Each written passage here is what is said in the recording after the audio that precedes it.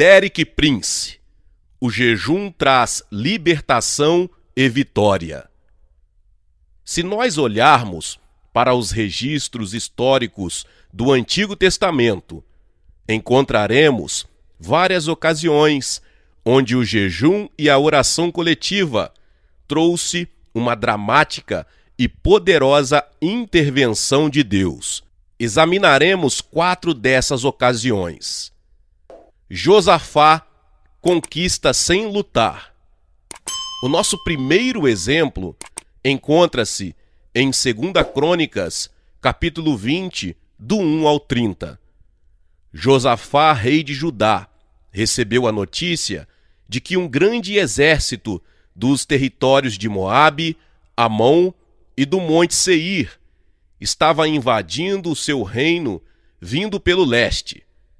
Sabendo que ele não tinha recursos militares para poder enfrentar esse desafio, Josafá volta-se para Deus pedindo ajuda.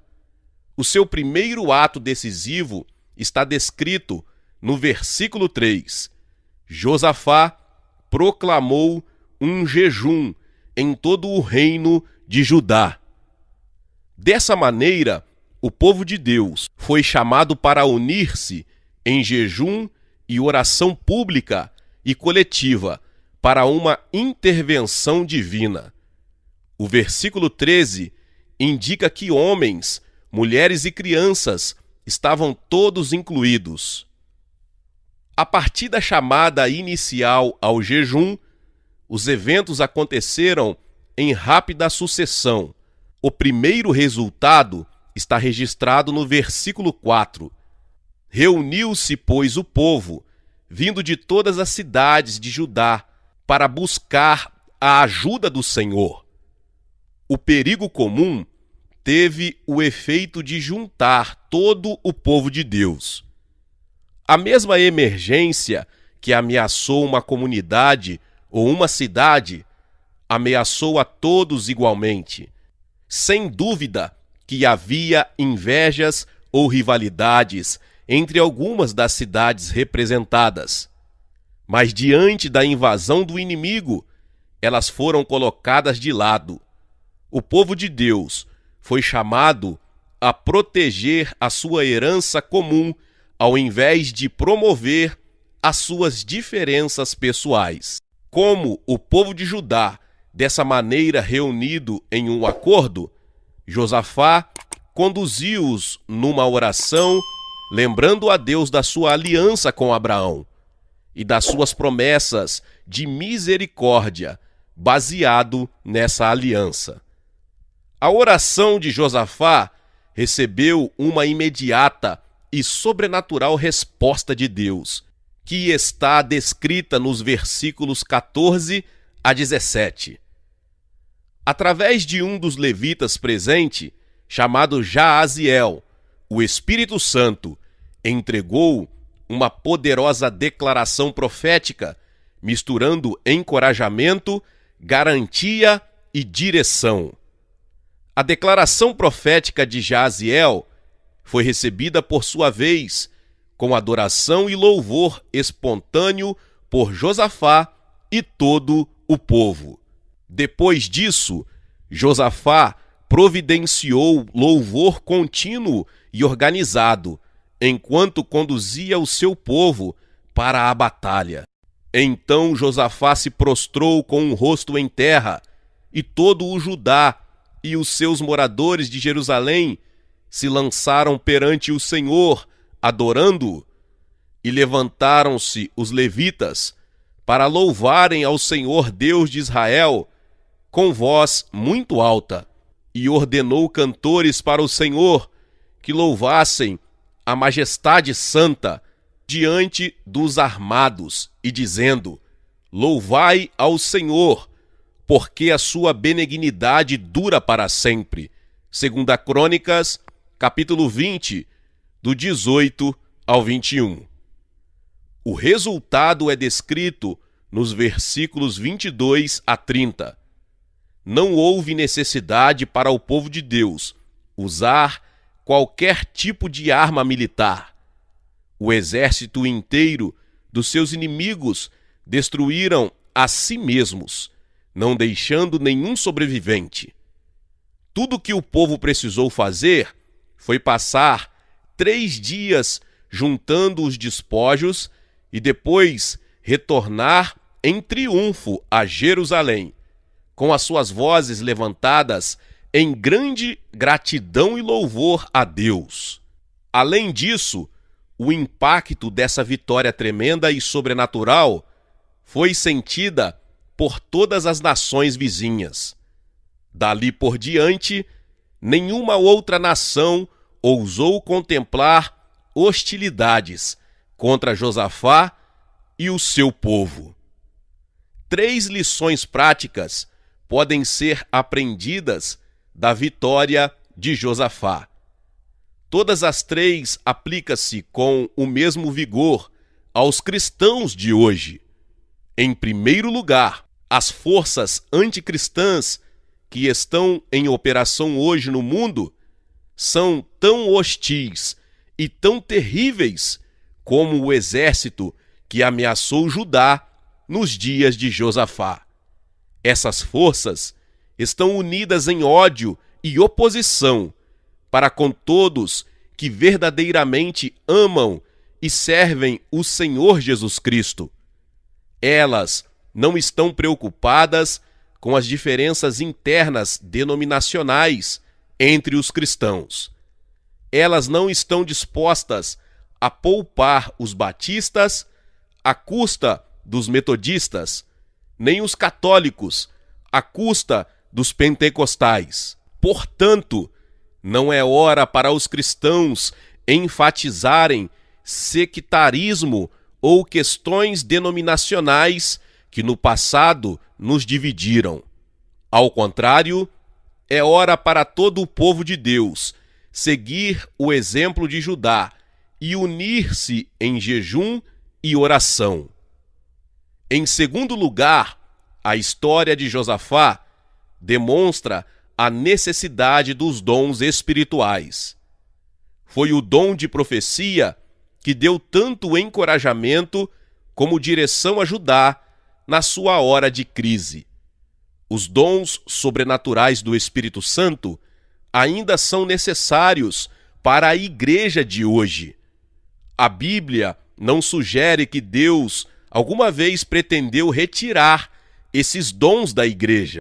Em 1 Coríntios, capítulo 1, dos versos 7 e 8, Paulo agradece a Deus em favor dos crentes de Corinto, dizendo: de maneira que nenhum dom vos falta, esperando a manifestação de nosso Senhor Jesus Cristo, o qual vos confirmará também até ao fim, para serdes irrepreensíveis no dia de nosso Senhor Jesus Cristo. É claro, Paulo tanto esperava como desejava que os dons espirituais continuassem a operar na igreja até o retorno de Cristo e o fim dos tempos.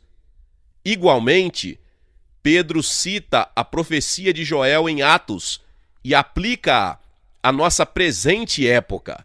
E nos últimos dias acontecerá, diz Deus, que do meu espírito derramarei sobre toda a carne, e os vossos filhos e as vossas filhas profetizarão, e os vossos jovens terão visões, e os vossos velhos sonharão.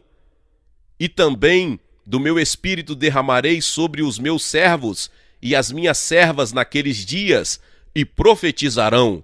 Atos 2, 17 e 18. Estas palavras de Joel, citadas por Pedro, confirmam aquelas de Paulo em 1 Coríntios.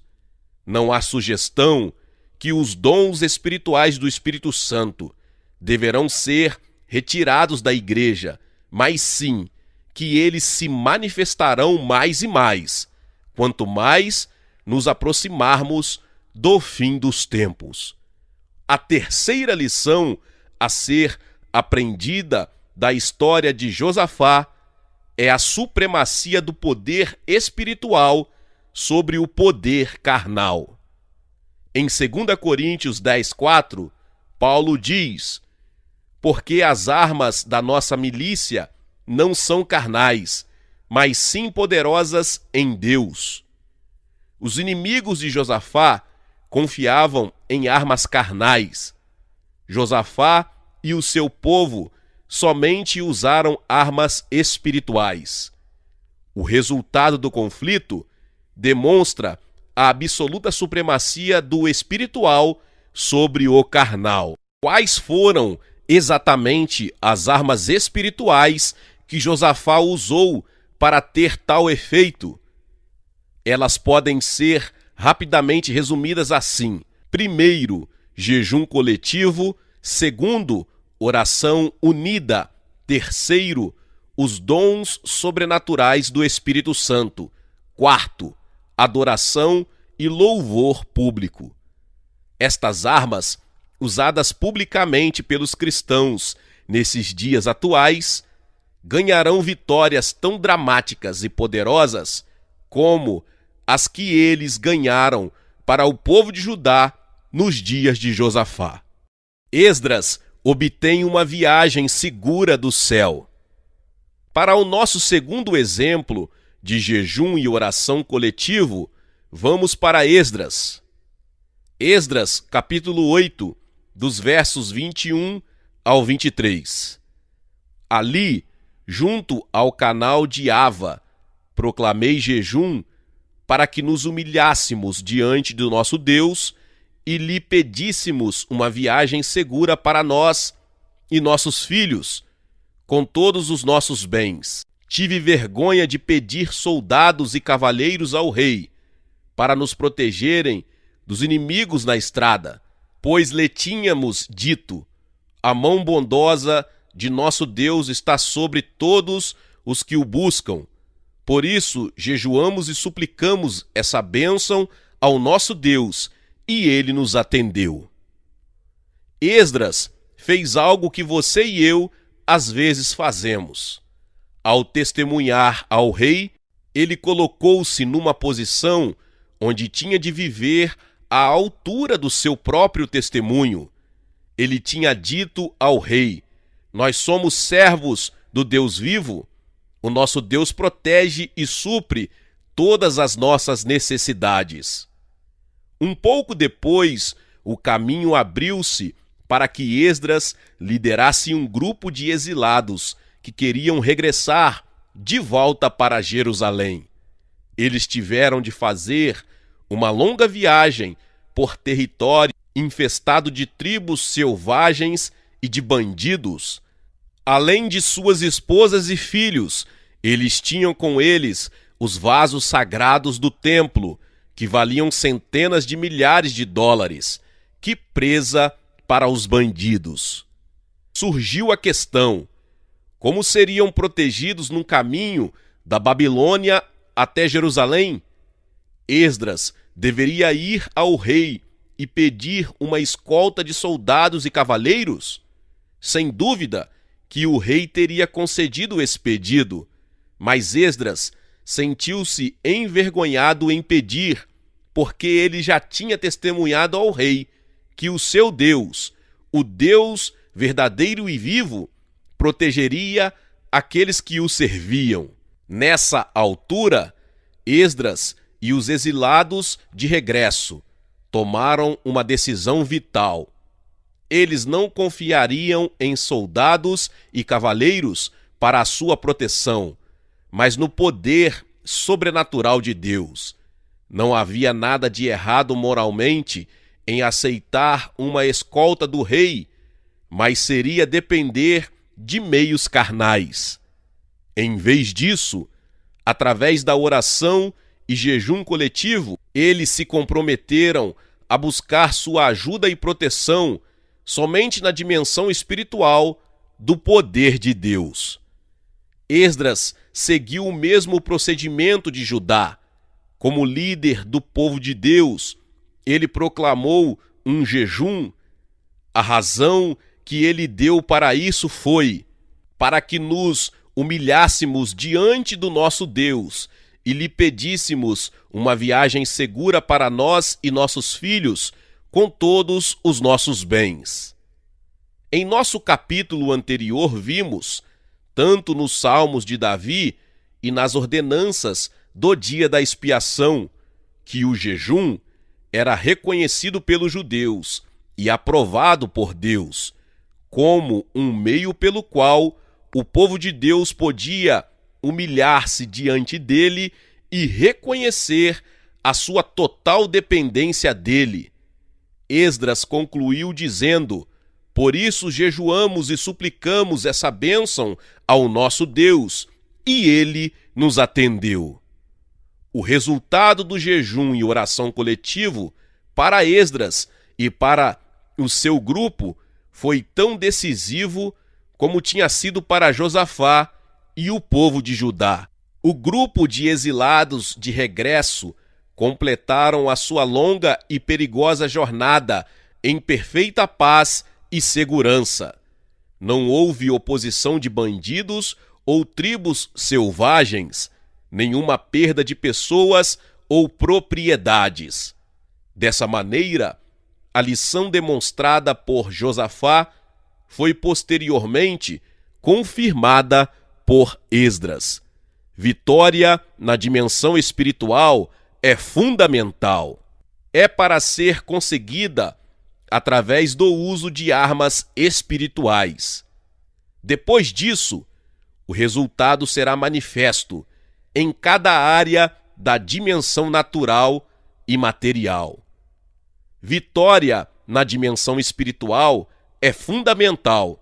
Depois, o resultado será manifesto na dimensão natural e material. Ester transforma desastre em triunfo. O nosso terceiro exemplo de jejum e oração coletivo encontra-se no 4º capítulo do livro de Ester. Aqui está descrita a maior crise que jamais confrontou o povo judeu em toda a sua história até o presente momento.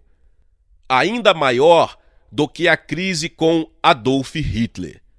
Hitler teve apenas 1/3 de todos os judeus nas suas mãos. O imperador persa tinha toda a nação judaica. Um decreto foi emitido que todos eles seriam aniquilados num determinado dia.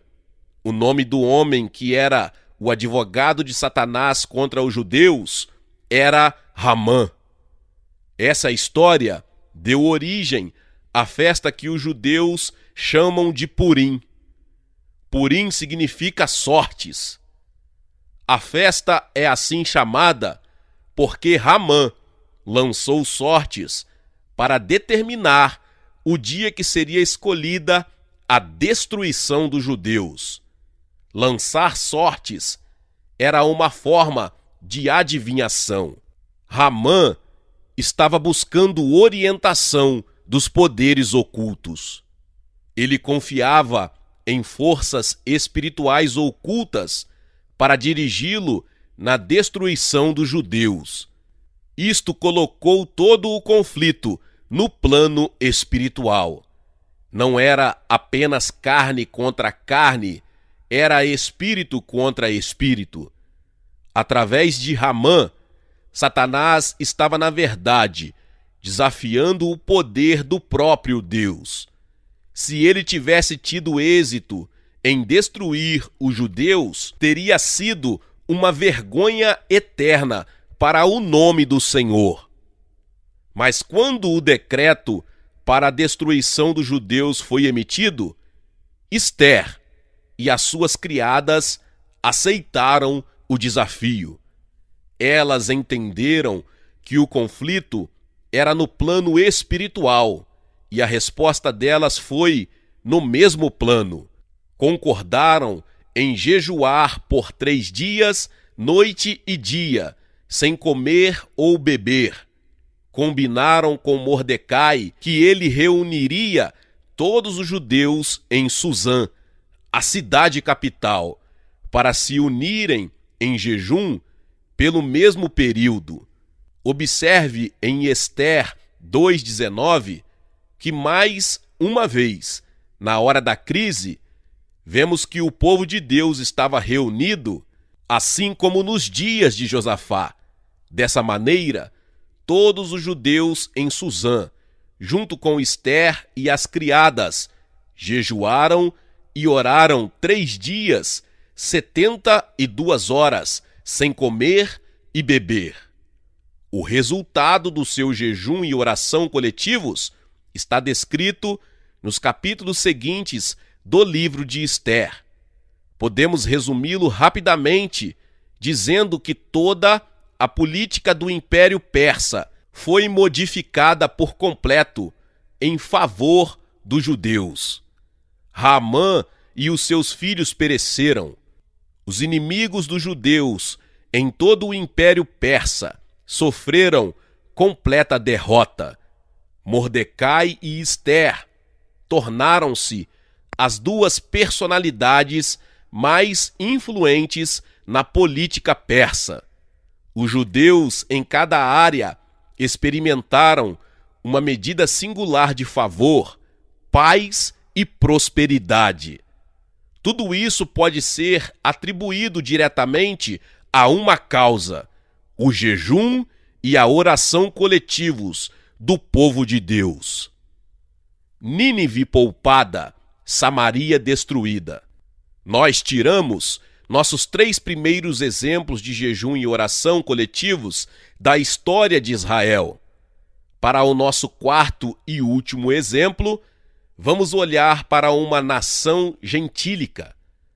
O livro de Jonas registra o trato de Deus com a cidade de Nínive, a capital da Assíria, que naquele tempo era o império mais poderoso da antiguidade.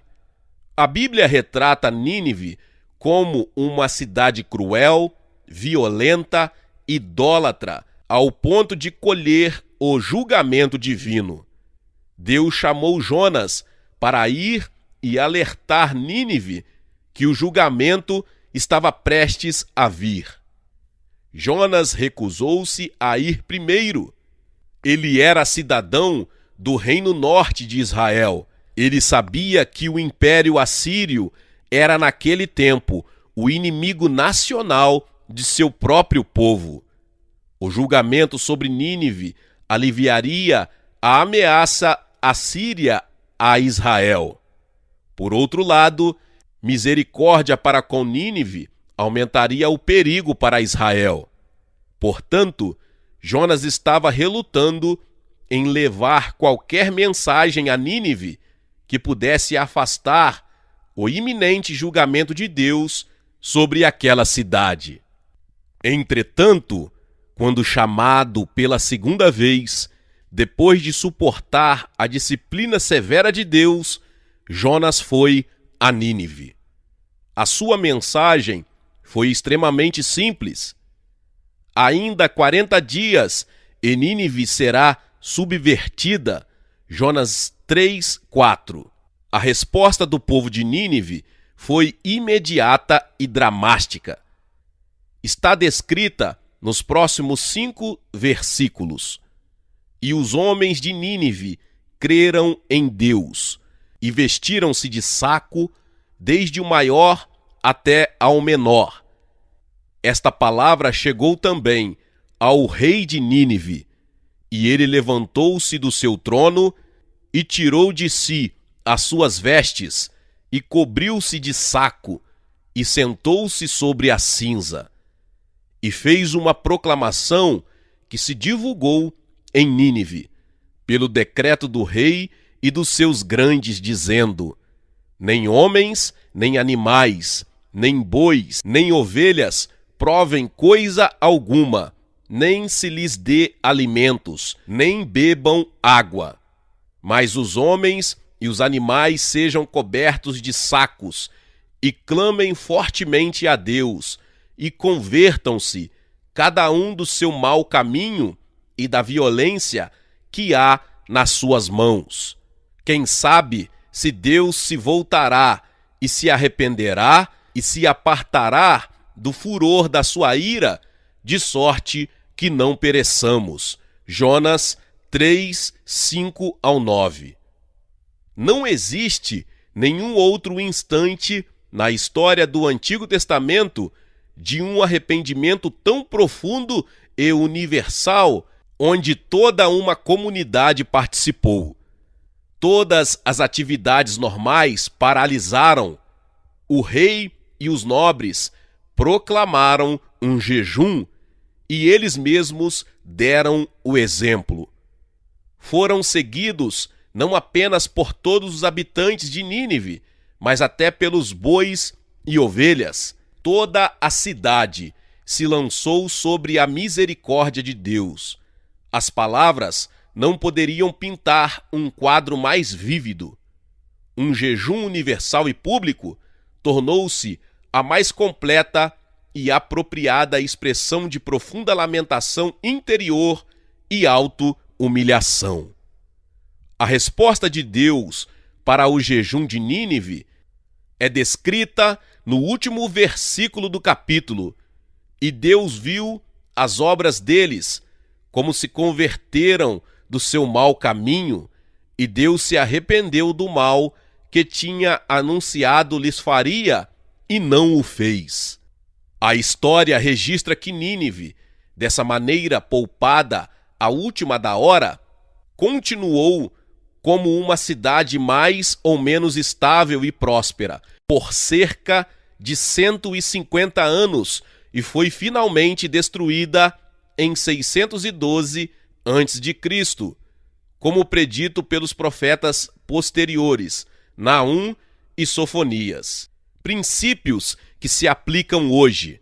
O trato de Deus com Nínive, através de Jonas, ilustra um princípio que é revelado mais plenamente através do profeta Jeremias. No livro de Jeremias, o Senhor diz: no momento em que falar contra uma nação e contra um reino para arrancar, e para derrubar, e para destruir, se a tal nação, porém, contra a qual falar se converter da sua maldade, também eu me arrependerei do mal que pensava fazer-lhe, no momento em que falar de uma nação e de um reino, para edificar e para plantar. Se fizer o mal diante dos meus olhos, não dando ouvido à minha voz, então me arrependerei do bem que tinha falado que faria. Jeremias 18, do 7 ao 10. No tratado de Deus com as nações, as suas promessas de bênção e suas advertências de julgamento são ambas iguais. Elas são condicionais. O julgamento pode ser evitado, mesmo à última da hora, pelo arrependimento. Por outro lado, a bênção pode ser perdida pela desobediência. Contrastando o destino da Assíria com o reino norte de Israel, podemos discernir princípios do trato de Deus com as nações, que ainda se aplicam hoje. No século 8 a.C., a cidade gentílica de Nínive recebeu uma alerta de julgamento de um profeta, Jonas. Toda a população respondeu com um arrependimento universal. Durante o mesmo período, o reino do norte de Israel ouviu as repetidas advertências de Deus, não apenas por Jonas, mas de pelo menos 4 outros profetas, Amós, Oséias, Isaías e Miqueias. Mesmo assim, eles rejeitaram esses profetas e recusaram arrepender-se. Qual foi o resultado? O Império Assírio, da qual Nínive era a capital, tornou-se o instrumento de julgamento de Deus sobre Israel. Em 721 a.C., os reis da Assíria capturaram e destruíram Samaria, a capital de Israel, e levaram todo o reino do norte para o cativeiro. O fim trágico do reino norte parece apoiar o ditado: um profeta não tem honra na sua própria terra. Israel, com a sua longa história de revelação especial de Deus, ouviu muitos profetas e os rejeitou. Nínive, sem nenhuma revelação prévia de Deus, ouviu um profeta e o acatou. Esta lição da história contém uma advertência para aqueles como nós, que vivem em terras com longas histórias de influência e ensinos cristãos.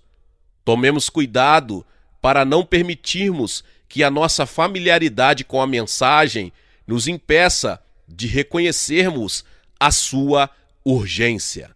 Hoje, Deus está falando mais uma vez através dos seus mensageiros e pelo seu Espírito a todas as cidades e nações. Ele está chamando ao arrependimento, ao jejum, à auto-humilhação. Aqueles que obedecerem receberão a visitação da misericórdia, como fez Nínive. Aqueles que rejeitarem receberão a visitação da sua ira, como fez com Israel. Que palavra poderosa! Meus irmãos e irmãs, talvez vocês chegaram aqui pela primeira vez e ainda não é inscrito aqui no canal. Se inscreva aqui no canal e ative o sininho das notificações. Todos os dias são postados vídeos abençoados aqui no canal para te abençoar. Deixe também o seu like e não se esqueça de compartilhar esta palavra com mais pessoas. Nos vemos nos próximos vídeos. Amém.